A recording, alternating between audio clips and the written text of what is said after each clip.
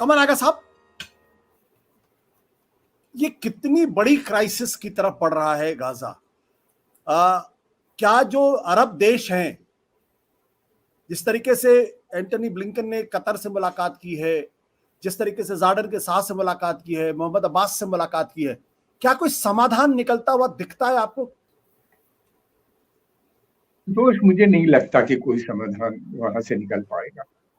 अब ऐसा लग रहा है कि अरब देश में जो शासक हैं उनके हाथ में नहीं बचा है। मुझे तो ऐसा लगता है कि सेकेंड इंतिफादा कहीं ना शुरू हो जाए जल्दी से। आज जिस तरीके से डिमॉन्स्ट्रेशन हुए हैं, तकरीबन हर शहर हर मुल्क में डिमॉन्स्ट्रेशन हो रहे हैं। कमल साहब, सेकंड ये तो थर्ड होगा, 2 तो हो चुके हैं। ये थर्ड, सॉरी, थर्ड। तो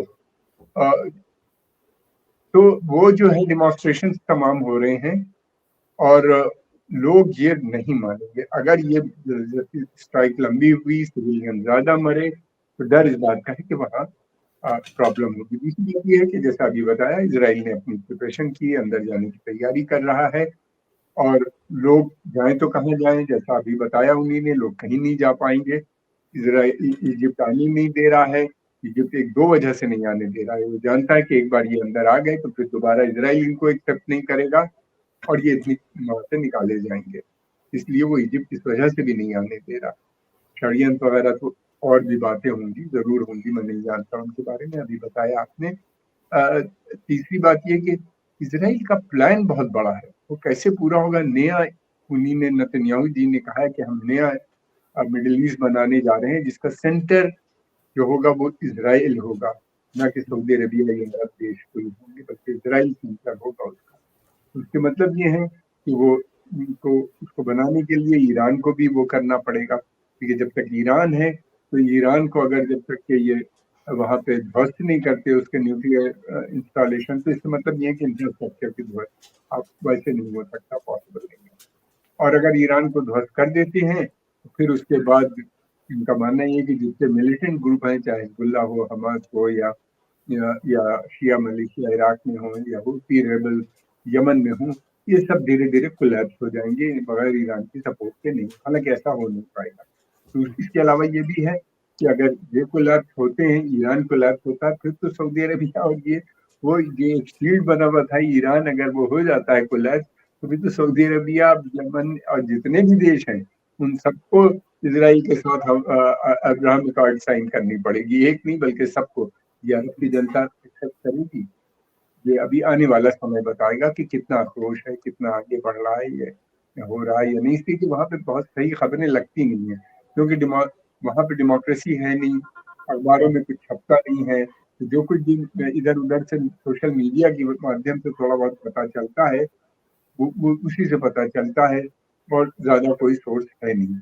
ये हम लोग को थोड़ा वेट करना चाहिए, देखना चाहिए कि रिस्पॉन्स कैसा है। लेकिन एक चीज तय है कि जो इनका प्रोग्राम है कि हम ग्रेटर इजराइल बना लेंगे, गाजा से सबको निकाल देंगे, ये संभव नहीं है।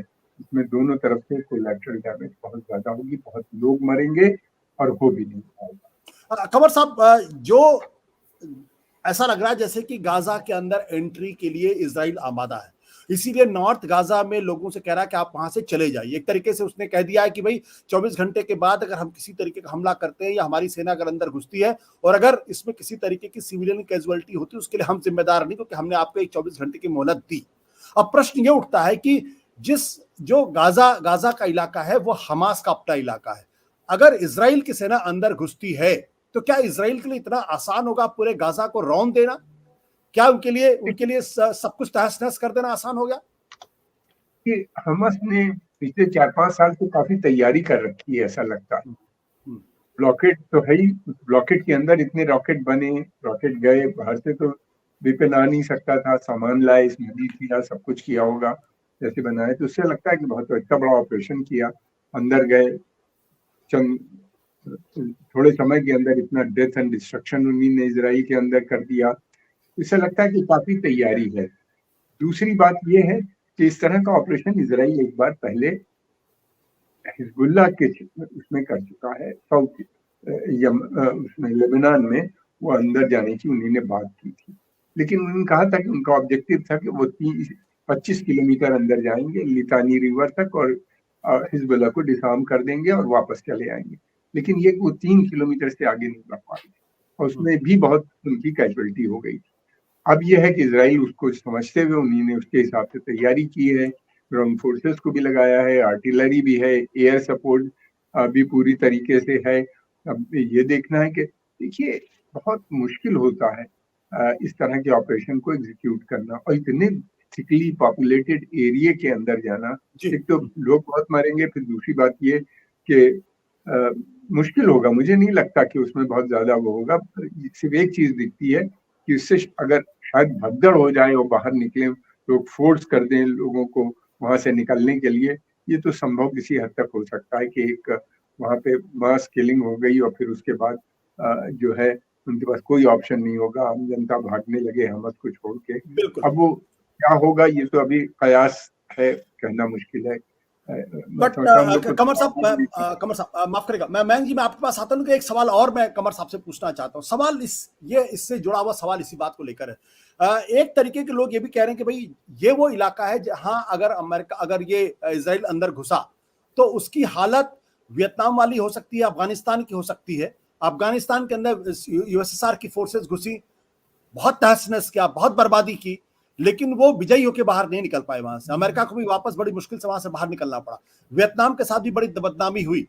क्या इजराइल ये जोखिम वाकई में लेगा या वाकई में साइकोलॉजिकल वॉरफेयर कर रहा है? क्योंकि उसको भी इस बात का अंदाजा होगा अगर एक बार वो गजा के अंदर घुसे तो फिर इस पार या उस पार की लड़ाई लड़नी पड़ेगी और उसमें उनकी हार भी हो सकती है। ये मुझे ऐसा ही लगता है कि मुश्किल है। हार तो मैं नहीं कहूंगा, उनके पास कई प्लान होंगे। एक बार ये कर चुके हैं गाजा में, इस लेबनान में, साउथ लेबनान में, तो अब की दफे जो ये आ रहे हैं फुल फॉर्म में आ रहे हैं। देखिए अफगानिस्तान और उसमें फर्क था इराक में। दोनों बहुत बड़े देश थे। अफगानिस्तान में हिली टेरेन थी, पाकिस्तान बगल में था जहां उनको शरण मिल जाती थी। यहाँ चारों तरफ से वो 15 साल से घिरे हुए हैं। बिजली, पानी, खाना, हर चीज बंद हो चुकी है वहां के ऊपर। ये इन्हीं ने अभी कर रखा है बंद, वहां पे कुछ है नहीं इस समय। अस्पताल के हालात बहुत बुरे हैं, जख्मी ज्यादा हैं, लोग अस्पताल में, बेड नहीं है, ट्रीटमेंट के लिए दवाएं नहीं है, कुछ नहीं है उनके पास। अब ये साइकोलॉजिकल भी एक बहुत बड़ा फैक्टर जो आप बता रहे हैं वो है, देखना पड़ेगा क्या होता है। देखिए इनका जो एजेंडा है वो इतना बड़ा है कि हम सब कर लेंगे। वो यूएन में भी उन्हीं ने कहा, यहाँ भी कहा, और वो ये कह रहे हैं कि जो वेस्ट बैंक है ये उनके पैगंबरों की और उनके राजाओं की जमीन है, इसको हम पूरा एनेक्स करेंगे और वहां की पॉपुलेशन को भी एनेक्स कर लेंगे, यानी चीप लेबर की तरह वो काम करेंगे। Third rate citizen, fourth rate citizen क्या बनाएंगे, पैलेस्टीनियन पूछ रहे हैं। फिर उसके बाद वो है यरूशलेम जो है उसको वो कह रहे हैं कि ये यूनाइटेड कैपिटल ऑफ इजराइल है, इसलिए इसको हम नहीं खाली करेंगे, इसको भी हम अनेक्स करने जा रहे हैं। तो ये इतना गाजा स्ट्रिप को वो ये कहते हैं कि ये जो है बिब्लिकल लैंड नहीं है, मगर सिक्योरिटी के लिए बहुत इंपॉर्टेंट है हमारी। यानी हम इतनी क्लिनजिंग करेंगे और जाएंगे, क्या करेंगे, क्या किस तरीके से हैंडल करेंगे, ये तो अभी नहीं मालूम। उनके प्लान्स बहुत से होंगे। इजरायली आर्मी काफी सक्षम है इन सब की चीजों से डील करने, लेकिन अमेरिकन आर्मी भी बहुत तेज थी, बहुत समझदार थी, बहुत सब कुछ था। सिर्फ वेपन सिस्टम और शक्ति के प्रदर्शन से काम नहीं बनते। हमने ये देखा इराक में और अफगानिस्तान में, तबाही जरूर मचा सकती है। सत्य हिंदी का ऐप डाउनलोड करें गूगल प्ले स्टोर पर।